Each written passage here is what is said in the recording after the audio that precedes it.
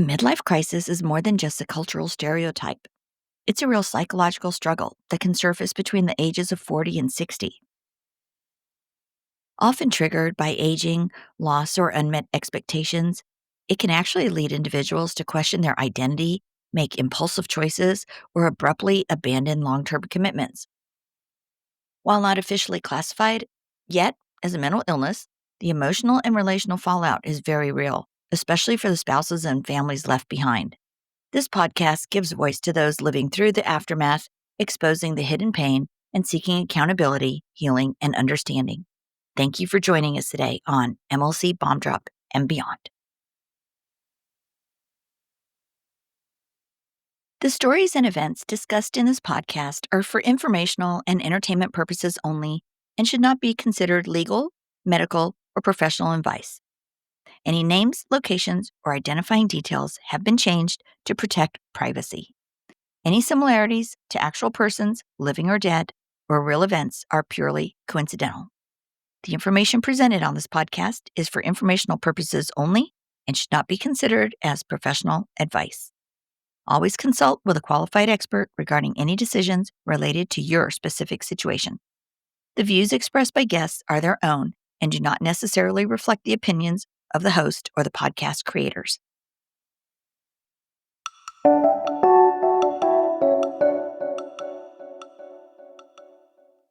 They look ordinary. They smile. They laugh. They play the roles we expect them to play: neighbor, coworker, spouse, parent.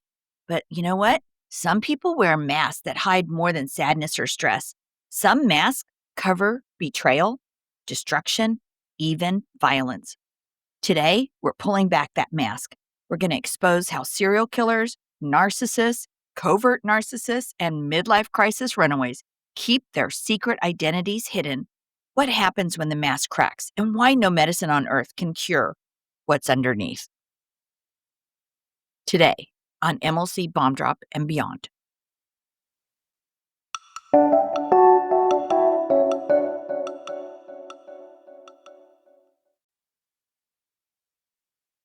So you guys, this started last year with me or maybe the year before, I don't know, when the architect in New York was found guilty for, killing all these sex workers, I think, over several years. I think it was over a decade. And, I was the first one to say, oh my God, how did his wife not know this was going on? Well, you know what? Now that I've been a wife that's been exposed to midlife crisis and I see what it's like to not know what's going on in the person that is lying right next to you every night and not knowing what's going on inside their head, and you think you know them better than anybody else. Well, and I think a lot of you feel that way. So it makes me wonder, how can this be that we can be with somebody and not really know what's going on? And now I sympathize with that wife that I thought, wow, how did she not know? Well, now I'm one of those women that, wow, man, how did I not know? So today we're going to talk about, serial killers, the original double life, Bundy, BTK, Jeffrey Dahmer, all described as normal, even charming. And their secret wasn't just in what they did, it was in how well they hid it. Their real weapon was compartmentalization: two separate selves, one public, one private. The mask allowed them to blend in until it cracked. And this is where we see the chilling parallels between narcissists and midlife crisis.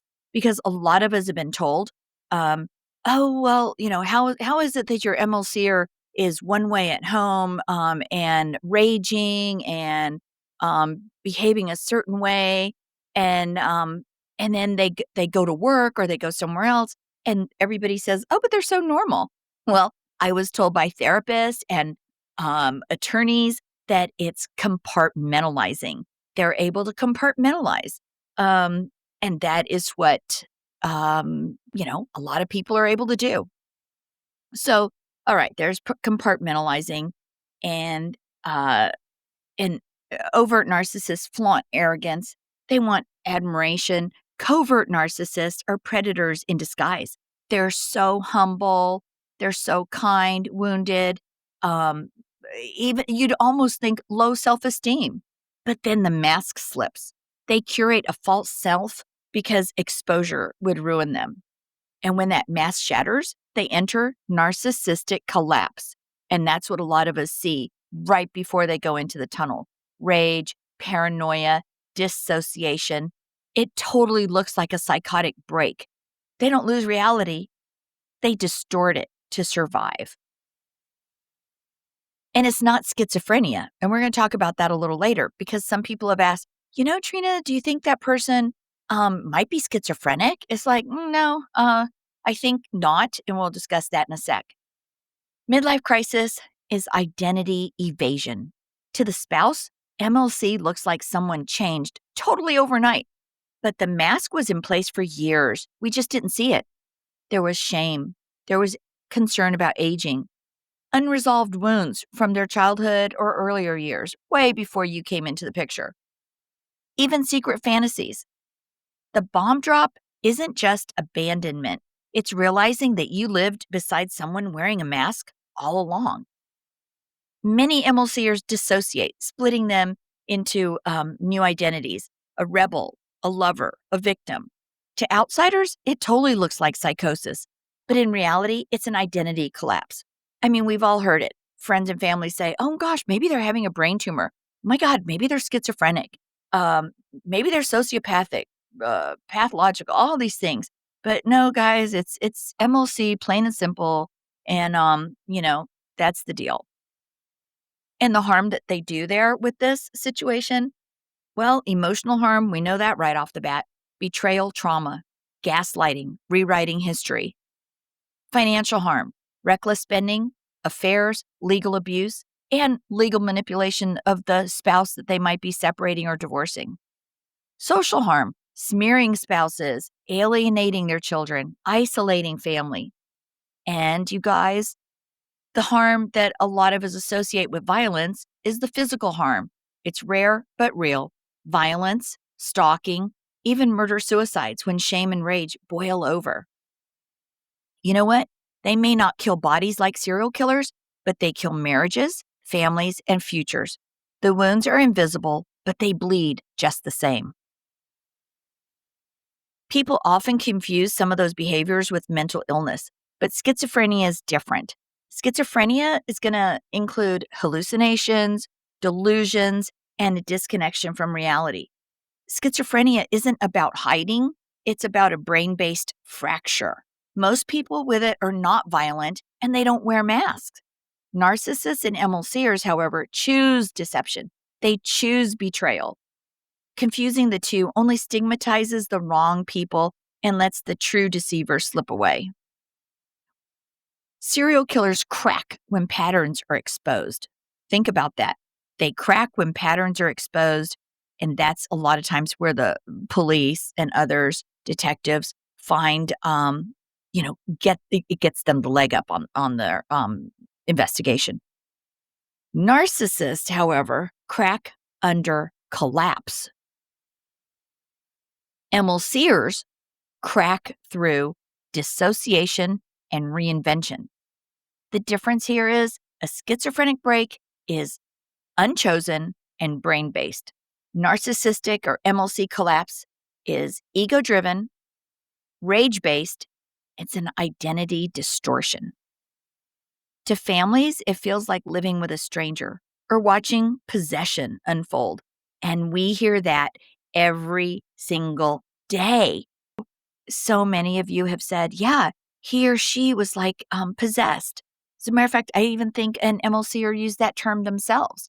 And actually, now that I think about it, there's several MLCers that I've personally spoken with that have said, I feel like I'm possessed. Oh, brother.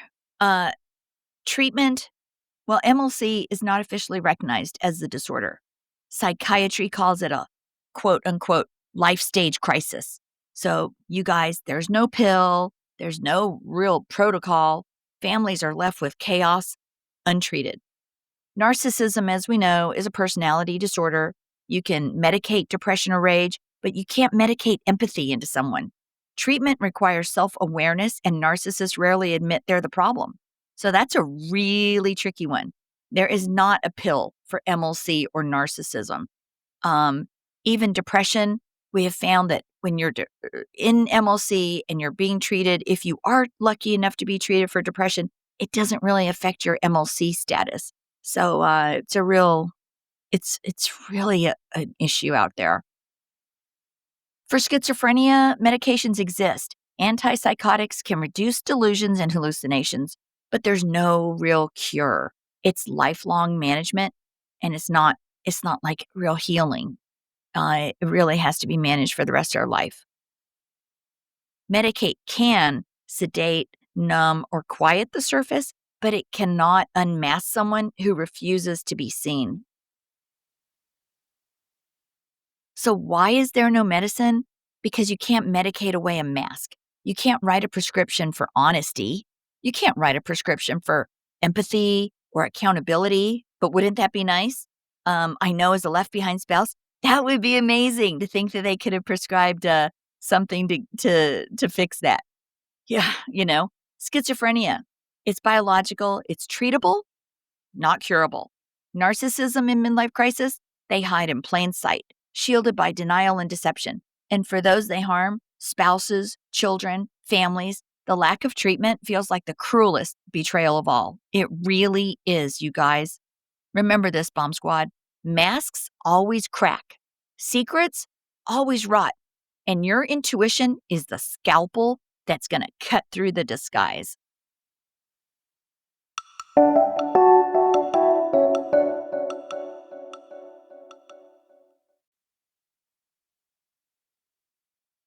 And now we're going to talk about something many people are afraid to name, and that is a total mental breakdown. Clinically, it's not a formal diagnosis, but it describes a point where someone becomes unable to cope with overwhelming stress, trauma, or mental illness. And recognizing the red flags early can literally save lives. And I think almost all of us have seen a mental breakdown in our spouses. It is scary. And a lot of times in MLC, that mental breakdown may be really close to launching their ride into the tunnel, which can last up to 10 years or more, they say, for men, and less for women. But anyway, so we're going to talk a little bit about some red flags that you might notice early. 3 main categories would be emotional, behavioral, and physical. Emotionally, someone may seem trapped in constant anxiety, hopelessness, or numbness. They may talk about feeling detached from reality. Their behavior, they might withdraw from family and friends, stop showing up to work, start making reckless, impulsive choices. And physically, the signs can be just as serious: not sleeping, being constantly exhausted, complaining of headaches or stomach pain, or suddenly eating much more or much less. And I think those are all pretty easy signs to see. Again, anxiety, hopelessness or numbness, stop showing up to work, withdrawing from family and friends, impulsive choices, not sleeping, complaining of headaches or stomach pain. And the important thing is not one single sign, but it's a cluster of changes that point to someone unraveling under pressure. There are certain red flags you cannot ignore.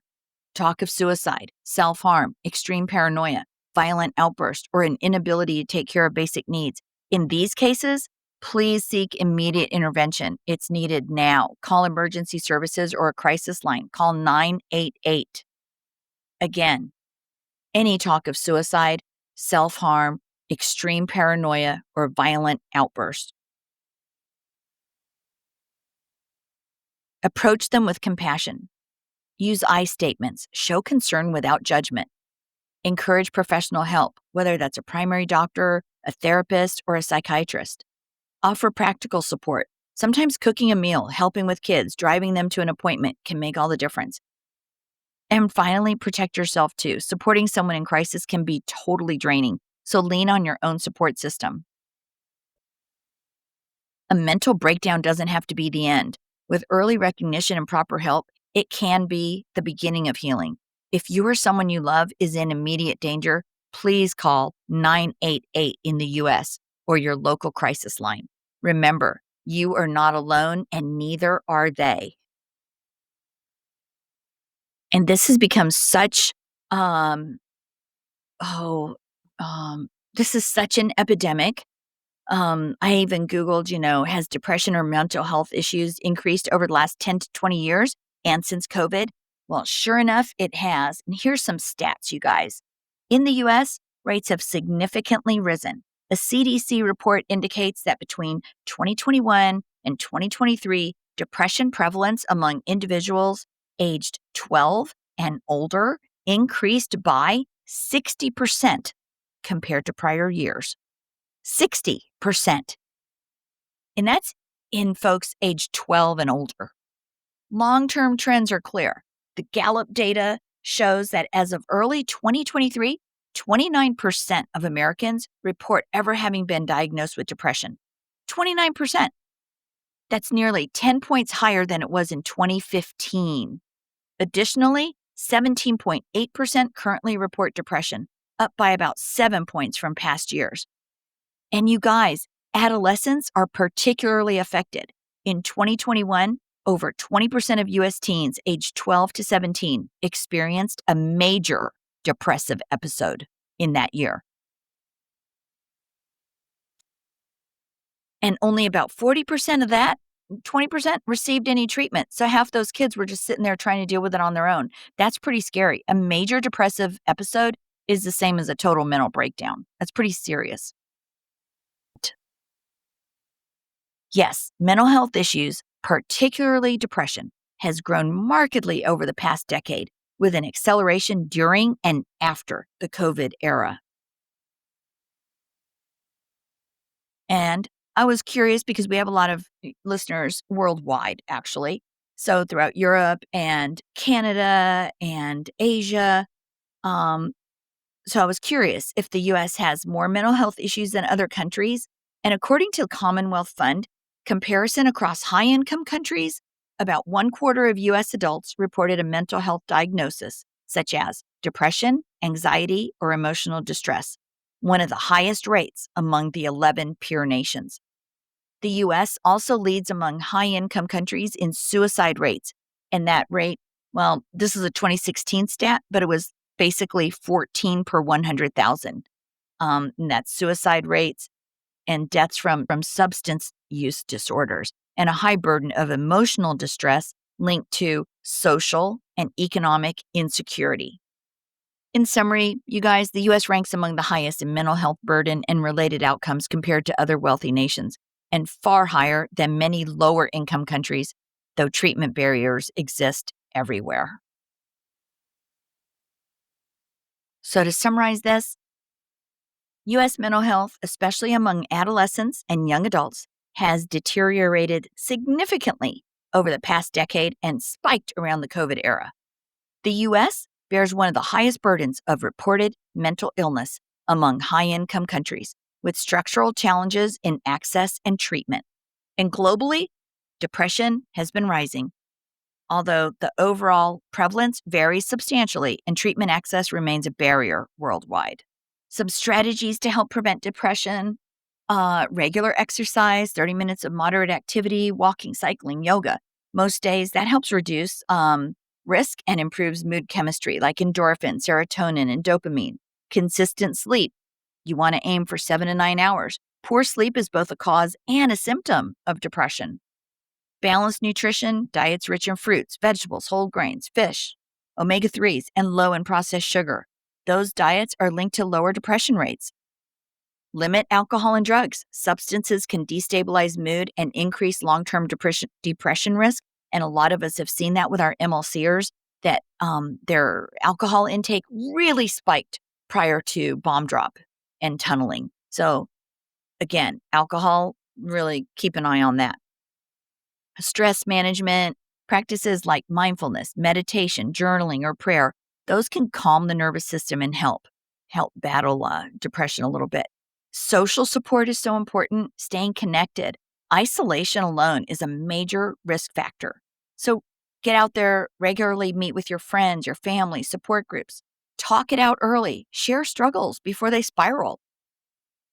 Volunteer or help others. Altruism reduces depressive symptoms and builds meaning. Share struggles before they spiral. Vulnerability, builds resilience, not weakness. So be vulnerable. Talk with your friends. Address early warning signs. Track your mood changes, your fatigue, irritability, or withdrawal. Seek therapy before crisis. Early intervention lowers relapse risk. Don't wait until things feel unmanageable to reach out for support. There's also professional and medical prevention, cognitive behavioral therapy, acceptance and commitment therapy, trauma informed therapy.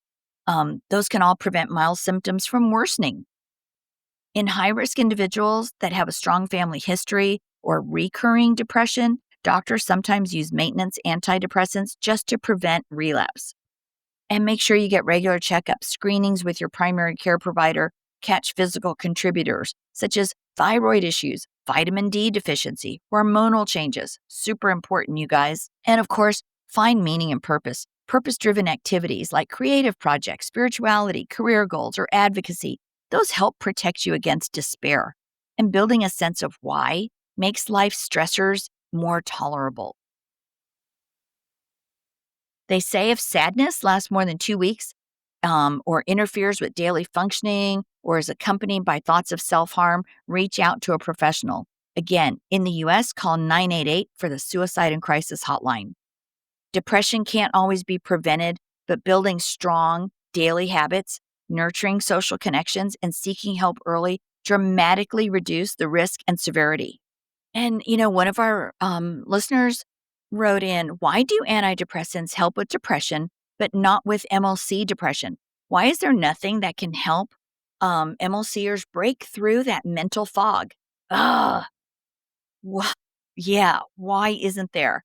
Well, I checked a little bit to see about this, and, okay, this is what I found.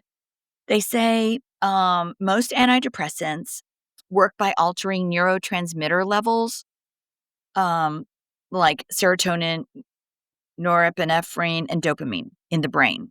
Clinical depression often involves biological imbalances, so adjusting those chemicals, it helps stabilize mood, reduce rumination, and lift one's energy.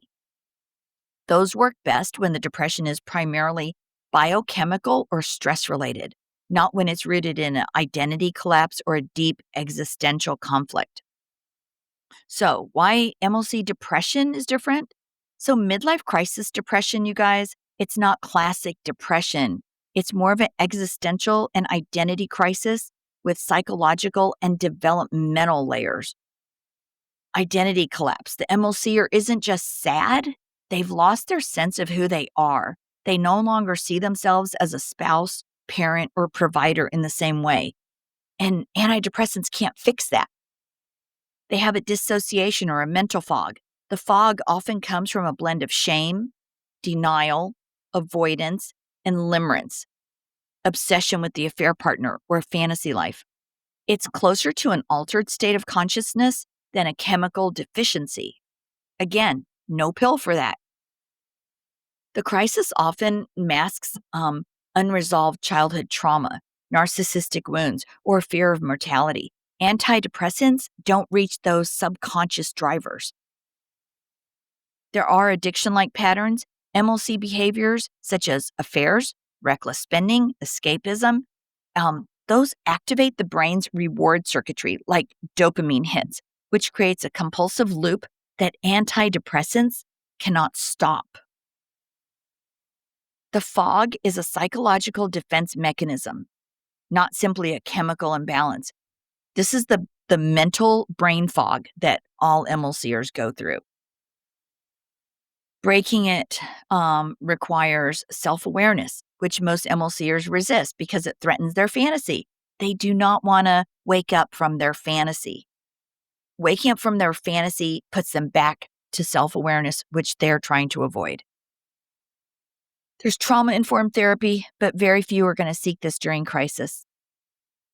Time. The crisis, as we know, can last years because it's more like a developmental regression than an illness you can medicate away. Again, a developmental regression, not an illness. And that's a huge factor right there because the MLCers at bomb drop and as they go into the tunnel and actually leading up to some of the before bomb drop, I think There's the regression in their age, almost going back to, teenage years. I think everybody says that. It's almost like 13 to 17-year-olds, the way they would behave, and that's what you start to see in your spouse as around bomb drop and before. Um, and then, apparently, they can regress to, like, age 4 or 5, perhaps when the trauma sets in. I'm not a psychologist, so I don't know, but, that is why there's no pill, you guys. That's why there's no pill because it's, like, an identity crisis within themselves, and, that's what we need, treatment for, you know? Antidepressants target chemistry. MLC depression isn't just chemistry, it's identity collapse. It's dissociation and unresolved trauma. The fog is more of a defense wall than a symptom you can medicate. It's like a defense mechanism. It really is. And you know what's crazy? When they come out of the tunnel, apparently they don't even recall everything that went on while they were in the tunnel. It's everything's out of sequence. I think I saw it described as like a ball of twine all re-rolled together. And yeah, it's just crazy. That's why loved ones describe the MLCer as unreachable or possessed. It's not that meds don't work, it's that the problem isn't chemical. Again, it's a distorted reality and identity fracture. But what can help? You know, there's trauma therapy, EMDR, somatic work. It sort of gets beneath the defenses that might help. Spiritual, existential counseling. It can address mortality, meaning, and purpose. Having boundaries from their family, ironically, sometimes only hitting rock bottom can break the fog. And there's neuroplastic practices like mindfulness, meditation, exercise. Sometimes that helps to reset the brain patterns over time. But none of these work unless MLCer chooses to engage. That's why it often looks like nothing helps, because they are simply happy to stay in their fabricated unreality fantasy world where everything is safe. So, well, this has been Bomb Drop and Beyond. Thanks again for joining me today, you guys. This is Trina Laird. And remember, stay sharp, trust your gut, trust your intuition, and remember, the mask may smile, but behind it, something darker awaits. So be careful, be cautious, trust your gut, trust your intuition, rise up, stay strong. Thanks. Bye. You guys, forward moving spouses, you are not alone. Left behind spouses, you are not alone. Those in crisis, you are certainly not alone. This is just crazy how epidemic this has become. I have a waiting list now of people from around the world that I'm trying to get to. And if you've been through a midlife crisis or been impacted by someone else's and you want to share your story, I'd love to hear from you. Hang in there, you guys. I will get to all of you. Please reach out to me at mlcbombdrop@gmail.com and visit us on Facebook and Instagram, MLC Bomb Drop. And just remember, your voice matters. Your story could be the one that helps someone else feel seen. It could help someone else feel heard. And you know, it will help somebody else feel understood. You are not alone, no matter where you are in your journey.